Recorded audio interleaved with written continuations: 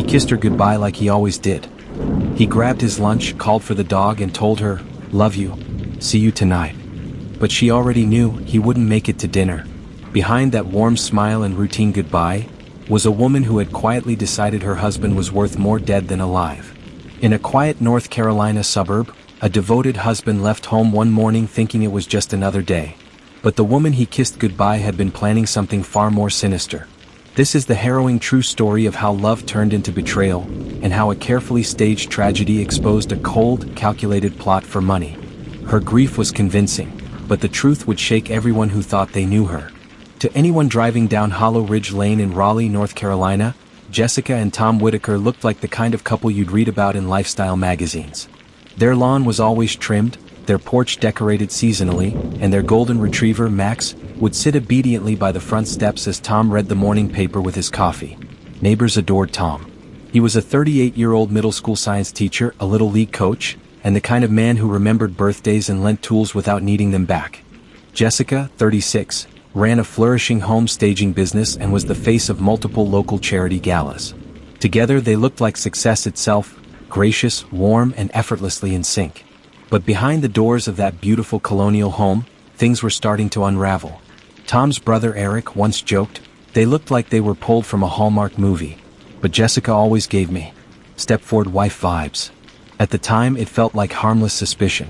No one could have predicted how far off the image was from the truth. Tom had always been generous to a fault. He didn't mind that Jessica made more extravagant choices. "She likes what she likes," he'd say, "and I like seeing her happy." That generosity, however, masked a growing financial crisis. Jessica's staging business had hit a downturn after the housing market slump in early 2022. And instead of cutting back, she doubled down: private yoga classes, luxury spa days, a leased Mercedes she could no longer afford. The Whitakers were living well beyond their means. Their debt, it turned out, was a secret kept even from Tom. What Tom did know was that Jessica had recently convinced him to take out a new life insurance policy. "Just in case," she'd said. "I mean, what if something ever happened to you?" she'd asked sweetly one night over wine. "You're driving more these days, and with all the crime lately, you just never know." The policy was substantial: $500,000 with a double indemnity clause for accidental death. Tom laughed off the paranoia. But he signed the documents anyway. Because if Jessica wanted peace of mind, he'd give it to her. What he didn't know was that those papers were the first step in Jessica's plan, not to protect him but to replace him. On the morning of October 17, 2022, Tom followed his usual routine. He kissed Jessica on the cheek, gave Max a scratch behind the ears, and grabbed his thermos of coffee. It was 6:52 a.m. By 7:40 he was dead. Jessica's 911 call came in at 7:42 a.m., filled with hysteria. "My husband, he's on the ground, he's not moving. Please, I need help, I think he's been hit by a car." Officers arrived to find Tom sprawled across the driveway, his head bloodied, his body twisted. His backpack was still on his shoulder. His lunch, a ham sandwich and apple, lay untouched beside him. Jessica was frantic, tears streaming down her face. She clung to Tom as paramedics tried, and failed, to revive him. At first it seemed like a tragic accident. Maybe Tom had been the victim of a hit and run. A nearby security camera captured the sound of tires screeching, but not the car itself. Jessica's grief was so overwhelming, even the responding officers couldn't help but feel sympathy. But what they didn't know was that moments after placing the emergency call, Jessica had also sent a text. "All clear. He's gone." Tom's funeral was a somber affair. Held at his childhood church, the pews were packed. Former students, co-workers, family, all of them came to pay tribute. Jessica sat in the front row, dressed in black, clutching a single white rose. She delivered a eulogy that had people in tears. "Tom was the best man I've ever known. Every day he made me laugh. Every night he kissed me goodnight. I don't know how I'll live without him, but I'll try to live in a way he'd be proud of." The applause was soft and respectful. Some even hugged her afterward, whispering, "You were so brave." No one knew she had already filed the insurance claim. Just 12 days after the funeral, Jessica contacted the life insurance company requesting an expedited payout. She said she had debts, funeral bills, and had to consider starting over. But behind the scenes, she was doing something else entirely, inquiring about purchasing a luxury townhome in Charleston. The insurance company hesitated. Jessica's eagerness and the suspicious timing prompted a deeper review. The adjuster flagged the case for investigation, citing the rapid payout request and inconsistent emotional behavior. Meanwhile, whispers were already circling. Tom's coworkers mentioned he'd been anxious lately, saying Jessica had been acting off.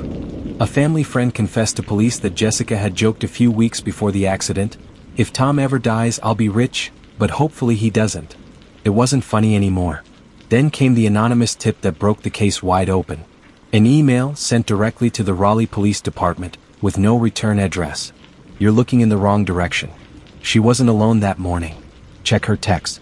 Look into Kyle Becker." Who was Kyle Becker? Detectives pulled Jessica's phone records.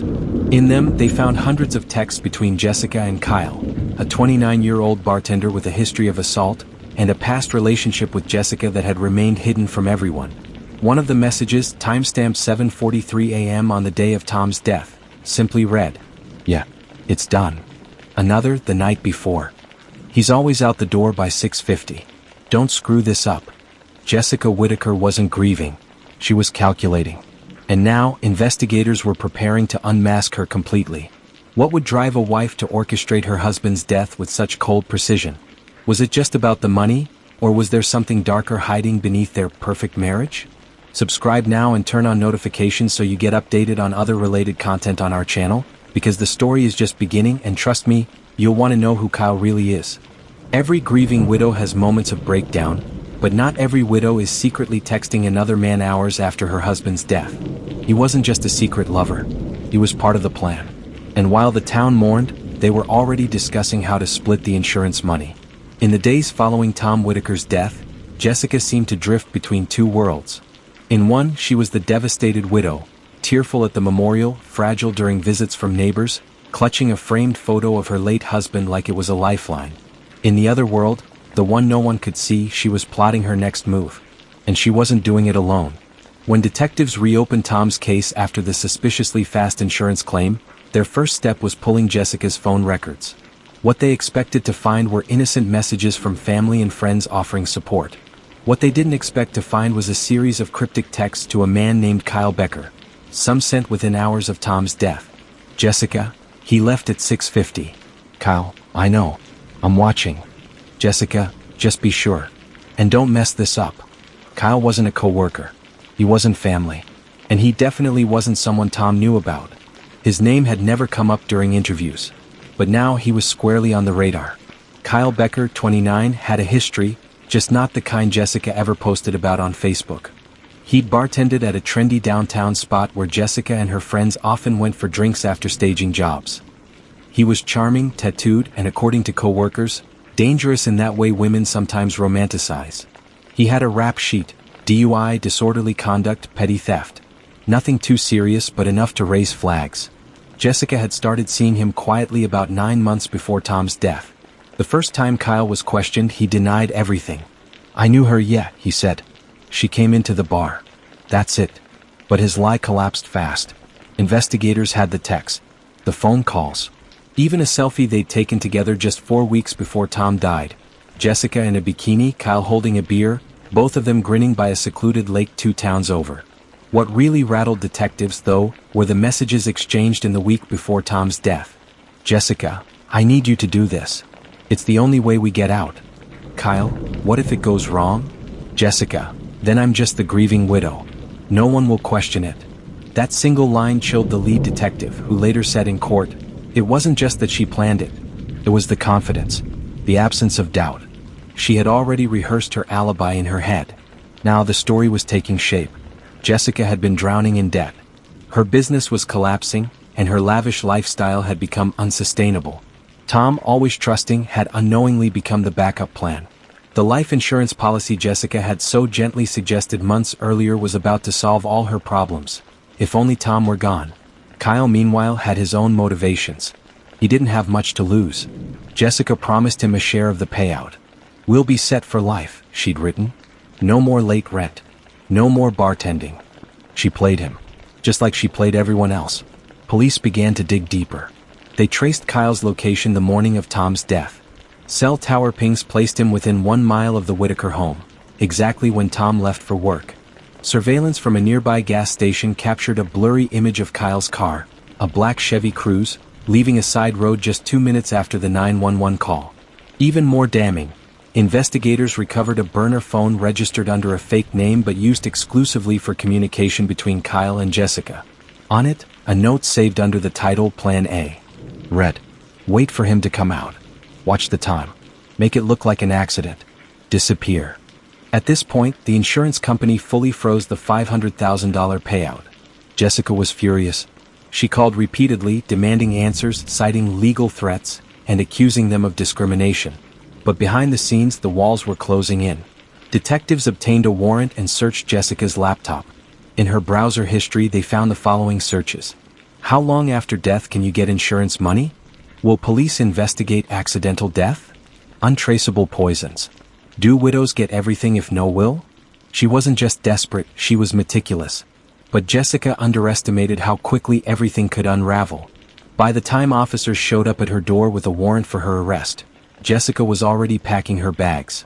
She claimed she was visiting family, but investigators found $4,000 in cash and a pre-booked flight to Miami under a different name. She didn't resist. She just stared coldly at the officer and said, "You don't understand. It was him. He talked me into it." The same man she had called her soulmate in public was now the scapegoat in her private scheme. When love turns into leverage, how far would someone go to protect their version of the truth? With Kyle in custody and Jessica blaming everyone but herself, the investigation is far from over. If you've watched this far, hit the subscribe button and turn on notifications so you get updated on other related content on our channel, because next, we uncover the interrogation tapes that reveal just how deep the manipulation really went. She thought she had covered every angle. She deleted the messages, rehearsed her answers, and even blamed her lover first. But when she was alone in that small gray room with cameras rolling and questions closing in, Jessica didn't just slip up. She shattered her own alibi. The walls of the Raleigh Police Department's interrogation room were painted a soft, unassuming beige. There was no two-way mirror, just a mounted camera in the corner, a table, and 2 chairs bolted to the ground. It was designed to feel neutral, but anyone who sat inside long enough started to sweat, especially if they had something to hide. Jessica Whittaker took a long breath as the door clicked shut behind her. She wore dark jeans, a beige sweater, and no makeup, an image of understated grief. A look that said, "I'm just a widow. I shouldn't be here." Detective Lynn Porter sat across from her, calm, methodical. She'd seen this performance before, countless times. The show of fragility, the trembling hands, the downcast eyes. And behind it, always, a mind racing to stay one step ahead of the truth. Porter leaned forward. "Jessica, you know why you're here." Jessica nodded, eyes fixed on her lap. "We've reopened the case surrounding Tom's death," Porter continued. "We have some questions, and we'd really appreciate you being honest with us." For the first 30 minutes, Jessica stuck to the script. She repeated that Tom left for work like he always did. She said she was still in the kitchen when she heard what sounded like a loud crash outside. She ran out and found him lying on the sidewalk. Called 911 immediately. Didn't see a car. Didn't see anyone. "I was in shock," she said, her voice cracking. "You have to understand, he was my husband. I loved him." Porter nodded, but her eyes were locked on Jessica's body language. The crossed arms, the clenched jaw, the quick glances toward the door. "Jessica," Porter said gently, "you knew Kyle Becker." Jessica froze. "He bartended at that place downtown. We looked into him. You two had contact. A lot of it." Jessica's tone shifted. Still soft, but more defensive. "I barely knew Kyle. I've seen him around. He was just someone I talked to." But detectives had already pulled records. Phone logs, burner numbers, emails. Even deleted messages Jessica thought were gone. Detective Porter slid a printed photo across the table. A blurry image, Jessica and Kyle at a lakeside cabin. Not a selfie. Taken from a distance. Kyle's arm was around her waist. Jessica stared at the image. Said nothing. "This was 4 weeks before your husband died," Porter said. "You were telling Tom you were at a staging convention." Jessica's silence lasted 8 full seconds. "We were seeing each other," she finally said. "But it had nothing to do with Tom's death. It was a crack. A small one, but Porter knew exactly how to widen it." Meanwhile, in a separate room, Kyle Becker was also under interrogation. Unlike Jessica, he wasn't polished. He paced. He swore. He denied, then admitted, then denied again. When detectives presented Kyle with the burner phone and the messages sent the morning of Tom's death, he broke. It was her idea, he snapped. She said he had insurance, that he was worth more dead than alive. She planned everything. I didn't even mean to go through with it. But she pushed. Back in her room, Jessica was still clinging to the narrative that Tom's death was a tragic accident. She insisted she had nothing to do with it, that her relationship with Kyle was a mistake but not a motive. Porter pressed again. Jessica, he says you planned this. That you told him the timing. That you told him where Tom would be. And why? Jessica's eyes darted to the camera in the corner. He's lying. He's trying to save himself. Then Porter laid the final card on the table, a transcript of the text messages. The one that broke everything. Jessica, just be sure. And don't mess this up. And then, Kyle, it's done. Jessica, good. Now we wait. Jessica buried her face in her hands. I didn't kill him, she whispered. But the damage was done. In the eyes of the law, it didn't matter if she physically committed the act. She planned it. She directed it. She profited from it. That was conspiracy to commit murder. And the conspiracy had just unraveled. 2 hours later, Jessica Whitaker was formally charged. Count 1, first-degree murder. Count 2, conspiracy to commit murder. Count 3, insurance fraud. Count 4, obstruction of justice. She sat in a cold cell that night, alone, staring at the blank concrete wall. No more masks to wear, no audience to fool. Kyle, too, was charged as a co-conspirator. But his cooperation would later earn him a plea deal. A lesser sentence in exchange for testifying against the woman he once claimed to love. The story that once looked like a grieving widow's tragedy had become something far darker. Jessica's carefully constructed world had collapsed in less than 72 hours. Her perfect home? Now a crime scene. Her social circle? Vanished. Her financial dreams? Frozen in the seized insurance payout. And her freedom? Gone. But the most haunting part? Tom never suspected a thing. If you've followed this story this far, don't forget to hit the subscribe button and turn on notifications so you get updated on other related content on our channel. Because in this part, investigators begin to uncover the inconsistencies that finally pierced through Melissa's carefully rehearsed facade. When a lie begins to unravel, it doesn't happen all at once. It peels back in moments, awkward silences, conflicting timelines, a shaky voice in a police interview. For Melissa Grant, every word she spoke after her husband's death started sounding like a script. The problem was, she couldn't remember which version of her story she'd already told. Melissa sat across from Detective Langley at the Clayton County Police Department, her nails freshly done, her posture stiff. She wore mourning black, again, but this time, there was an edge in her tone, a growing tension in the room that even she couldn't talk her way out of. What had started as a cooperative grieving widow had now become a subject under a quiet, methodical microscope. Langley had questions, hundreds of them. But today he focused on the timeline of events the night before James's fatal car crash. Melissa's previous statements claimed she'd fallen asleep early. No phone calls. No texts. But her phone records told a different story. Melissa, were you home all evening? Langley asked calmly, studying her. Yes, she said, her voice firm but eyes flickering. I made dinner. I think I went to bed around 9. You think? I usually go to bed around then. Langley leaned forward. Your phone pinged a tower 10 miles away from your house at 10:24 p.m. That's a bit of a drive from your bedroom, isn't it? The room fell silent. Melissa blinked. Swallowed. I went for a drive. I was anxious. This was new. In 3 previous interviews, she had never once mentioned leaving the house that night. Langley made a note and moved on, careful not to push too hard too fast. Outside the room, investigators were busy comparing Melissa's financials, communications, and social life with her new alibi. It wasn't just the insurance money that was suspicious, it was the timing. She had recently maxed out 2 credit cards and had taken out a high-interest loan that mysteriously disappeared just weeks before James's death. But that wasn't even the biggest revelation. A recovered burner phone, discovered in a storage box in Melissa's office, contained encrypted messages to a man named D. Authorities were now combing through metadata, but already one thing was clear. This wasn't just an affair. This was coordination. I'll handle my part. Once it's done, you know what to do. I want this clean, one message read. It was dated 3 days before James's death. The content stopped short of a smoking gun, but when paired with the life insurance policy, recently increased by $750,000, investigators felt momentum building. And Melissa was cracking under the weight of keeping her story straight. Friends noticed too. Her best friend, Tara, who had comforted her in the early days of the tragedy, began pulling away. She didn't seem sad, Tara later told detectives. More like she was waiting for something. Always checking her phone. Always rehearsing. Even James's parents, initially supportive, were growing uneasy. His mother, Elaine, recalled a disturbing moment at the funeral home.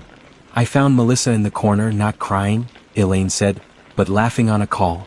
She saw me and instantly straightened up. Told me she was talking to her cousin. But she didn't have a cousin by that name." All these small cracks, individually excusable, were becoming a mosaic of guilt. And then, a neighbor came forward with a story that sent shockwaves through the investigation. 3 nights before the crash, around 2 a.m., he'd seen Melissa parked on a remote stretch of Route 9, the same road where James later died. He'd thought it odd but assumed she had car trouble. When he approached to help, she drove off. Now, that same stretch of road was being reviewed with new eyes. Could it have been a test run? A setup? Investigators returned to the scene with drones and luminol, searching for traces of tampering. And though the terrain had shifted since the rainstorm that followed James's crash, they recovered a piece of rusted fencing, snipped clean, and tire marks inconsistent with James's truck. Someone else had been there. Meanwhile, Melissa's cool exterior was fracturing. She'd begun showing up at the police station with lawyers, cutting interviews short. She stopped attending church, avoided neighbors, and closed her social media accounts. And yet, she made a critical mistake. She applied for the insurance payout. Despite ongoing scrutiny, she submitted the paperwork and claimed she was entitled to the $1.2 million. The adjuster flagged it immediately. Too many red flags. And by now, law enforcement had enough to escalate their investigation. A judge approved a warrant for Melissa's full digital history. Emails, voicemails, deleted files. And from that came the damning find. A series of Google searches from the week before the crash including brake line sabotage, how to crash fatality, speed limit 55. How soon can you cash life insurance after death? The noose was tightening. Melissa had played the role of a grieving wife with poise, but under that mask was a woman spinning a web of lies so tangled, even she could no longer keep track. The cracks weren't just in her story. They were in her soul. And they were about to break wide open.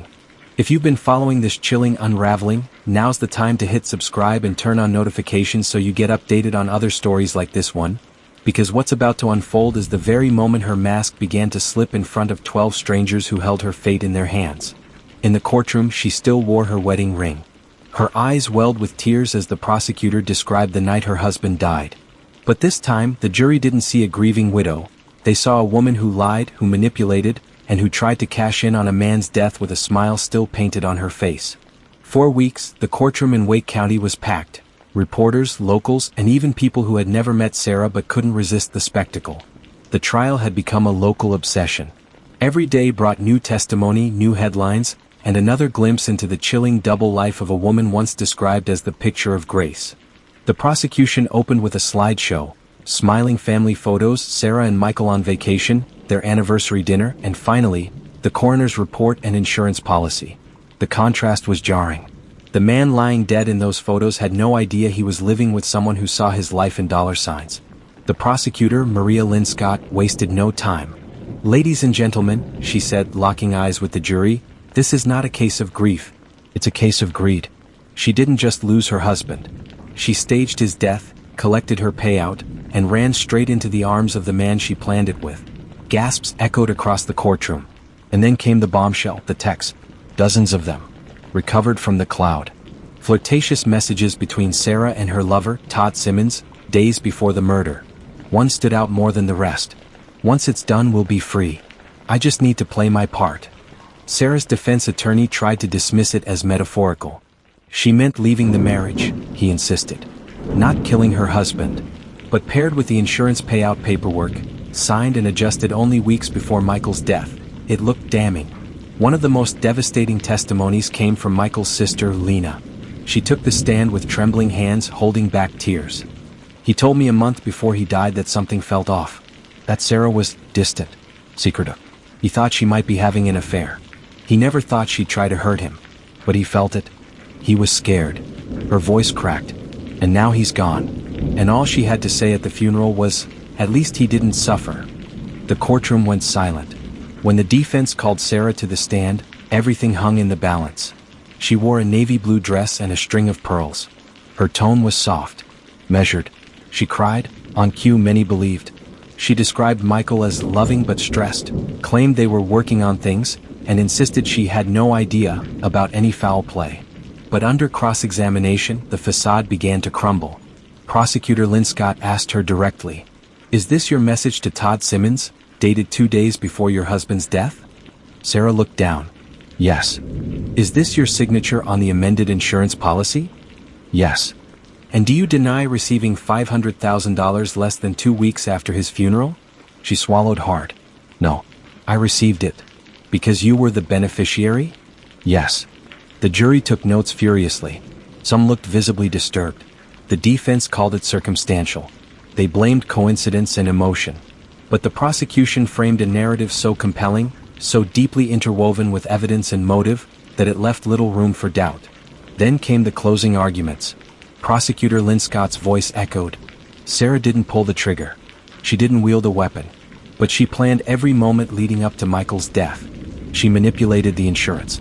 She manipulated Todd. And when it was done, she stood over her husband's coffin pretending to cry while holding onto a check that said everything we need to know about her motive. Sarah looked down, her hands clasped tight. The jury deliberated for only 6 hours. When they returned, the verdict was swift. Guilty on all counts. The courtroom burst into emotion, some gasping, some crying, others whispering, "Finally." Sarah sat motionless. No tears. No outburst. Just a long, blank stare. The judge sentenced her to life in prison without parole for conspiracy to commit murder and insurance fraud. Todd Simmons, who had struck a plea deal in exchange for testifying, was handed 20 years behind bars. But even then, one question lingered in everyone's mind: was Todd really just the accomplice? Or had Sarah pulled more strings than anyone realized? Because the letter that surfaced after the sentencing suggested a third person may have known everything all along. Sometimes, the most dangerous place isn't a dark alley or a distant battlefield. It's the space between two people who once vowed to love each other forever. This case reminds us that behind closed doors, even the people we trust most may harbor unthinkable intentions. If you've followed this story this far, hit the subscribe button and turn on notifications so you get updated on other related content on our channel, because now, the full scope of manipulation comes into focus, and the person who seemed peripheral reveals they were anything but. She was already behind bars, convicted and sentenced, but the truth wasn't finished yet. A single letter, sealed and signed and buried in evidence, pulled back the curtain further. It named someone no one had considered, someone who had written the script from the shadows. And as the courtroom replayed the betrayal, the husband they mourned began to look more like a pawn in a game far bigger than anyone imagined. Jessica Whittaker had lost everything. The polished facade, the staged sympathy, the meticulously constructed widow narrative, all of it lay in tatters. The jury had seen the texts, the money trail, the corroded relationships.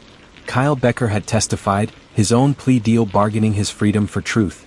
He'd painted Jessica as the architect, the one with the plan, the one who handed him the outline and promised a life after. She had been convicted, sentenced to life without parole, and her name was a shorthand in the headlines for calculated betrayal. The public thought the case was over. But hidden inside a thin manila envelope labeled Supplemental Witness Statement was something that would unsettle everything the prosecution had claimed to be the whole story.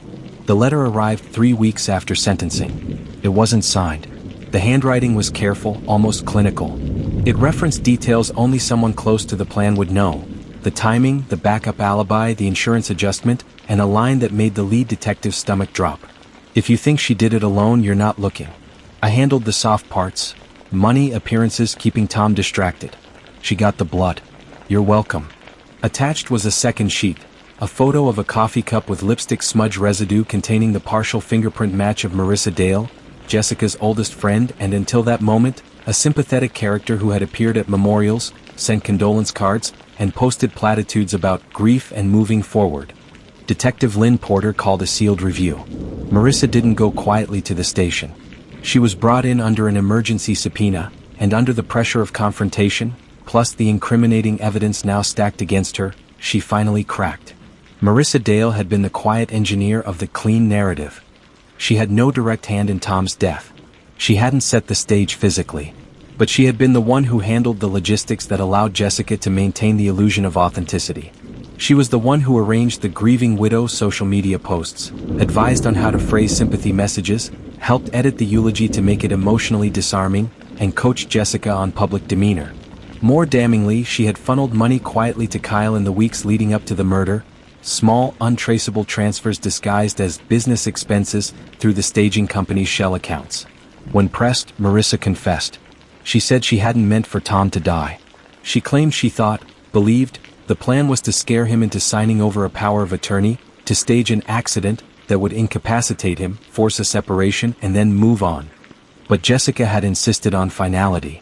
Tom's death was non-negotiable. "I was just trying to help her get out," Marissa whispered in the interview room, eyes hollow. She said she was drowning. "I didn't know she meant the whole thing." She made it sound like a rescue. Marissa's confession fractured the earlier binary that the public had embraced. Villain, Jessica, versus pawn, Kyle. Now it was a web. Marissa had been the hand softening edges, the voice coaching performance, the logistics anchor keeping the illusion alive while Jessica pulled the fatal string. Prosecutors convened again. New charges were drawn. Conspiracy, aiding and abetting, insurance fraud. Marissa was offered a deal, full cooperation, detailed testimony, and a reduced sentence in exchange for naming every person she had spoken to, every choice she'd influenced, and every adjustment she'd helped fabricate. She delivered. It was brutal. She admitted to deleting certain emails, creating false documents to appear as grief counseling invoices, and manipulating friends and extended family into defending Jessica publicly while sowing doubt about Tom's mental state in private whispers. The new layer didn't absolve Jessica. If anything, it deepened the betrayal, because now it wasn't just her greed. It was a poison that had spread through her closest relationships, infecting trust like a contagion. Marissa's testimony, given on a gray winter morning in front of a packed courtroom, replayed some of the same cautious phrasing Jessica had once used in interrogation. Listeners heard a woman who had participated in every stage of deception admit, in a trembling voice, that she had known all along the price being paid. Jessica reacted with the same blank stare she had at her original sentencing. No plea for mercy. No audible regret. Tom's family, who had already begun to piece their lives back together, establishing the Tom Whitaker Foundation to support at-risk youth in memory of the man who had always given without expecting anything in return, now had a new kind of closure, brittle and complicated. Lena, Tom's sister, stood outside the courthouse afterward, gripping a folded program from the original funeral where Jessica's eulogy had been printed. She didn't do it alone, Lena said quietly, but she chose who stood with her. That's what hurts the most. Kyle Becker, once a peripheral figure in the public imagination, emerged with a different shape. His plea deal had minimized his sentence, 15 years with eligibility for early release under strict supervision, but the price was clear.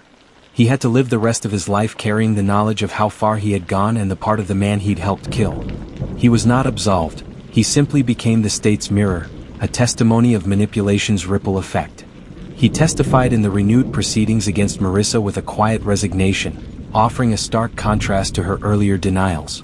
Marissa Dale was sentenced to 8 years in a federal facility. Her fall from genteel confidant to convicted accomplice was swift and public. Her name, once invoked in sympathy posts, now accompanied terms like co-conspirator and enabler in news recaps. She wrote a letter from prison, one of the only times she reached out to Tom's parents, apologizing not for what was done to Tom directly, but for what she'd helped Jessica become. "I am a liar," she wrote. "I helped her build the mask. I never took it off." Jessica's appeal was swift and predictable.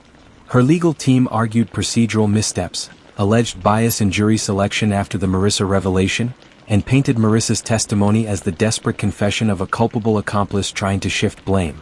The appeals court, after reviewing the mountain of physical evidence, granular timeline reconstructions, and the original and supplementary testimonies, denied the appeal. The life sentence stood. The insurance company, having already recovered the original payout due to the fraud clause and ongoing litigation, turned over the restitution they could to Tom's estate. The foundation used a fraction to create scholarships in his name and started a public awareness campaign about the signs of financial coercion in relationships. A legacy that was never the one Tom would have chosen, but perhaps the most honest one left behind. Media narratives shifted slowly. Some commentators painted Jessica as a sociopath who saw people like assets. Others, in quieter investigative pieces, exposed the ecosystem of enabling, how Marissa's role reflected a kind of toxic loyalty, how Kyle's desperation was exploited, and how grief had been weaponized by a woman who understood performance better than empathy. In the end, the final image of the case wasn't the prison bars or the headlines.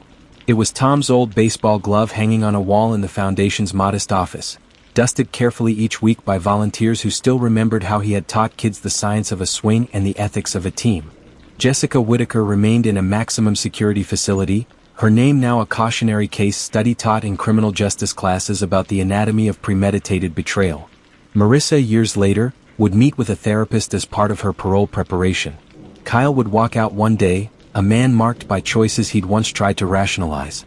And the question that lingered, unanswered, stubborn, and ache in Lena's chest, was simple and brutal. How do you mourn someone when the people closest to him were the ones who built the trap? If stories like this make you question everything you thought you knew about love, trust, and justice, make sure you subscribe to our channel. And turn on notifications so you don't miss more gripping true crime cases just like this.